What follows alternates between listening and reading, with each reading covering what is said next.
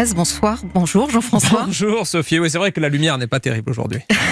Oui, mais c'est surtout qu'au Japon, en fait, c'était le soir. Bien vu, Et absolument. oui, et le Japon avec la formidable victoire de l'Afrique du Sud à la Coupe du Monde. Ouais, on va y revenir 32-12 face aux Anglais à l'issue d'une démonstration de talent et de force. Avec nous en studio notre consultant, Éric Blanc. Bonjour Éric. Bonjour. Éric, 3e victoire en Coupe du Monde pour les Springboks après 95 et 2007. Et pourtant, les Sud-Africains étaient loin d'être les favoris de ce tournoi au départ. Oui, mais ils avaient gagné quand même le Four Nations, faut pas l'oublier. Mais aucune équipe qui a gagné le Four Nations tronqué avec des matchs en moins était champion du monde.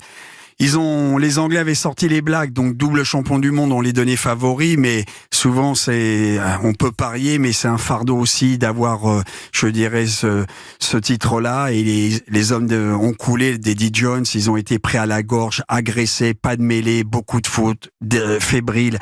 Et Pollard a enquillé 22 points sur la partie. Et c'est logiquement par leurs ailiers qu'ils ont marqué quand même 2 très beaux essais.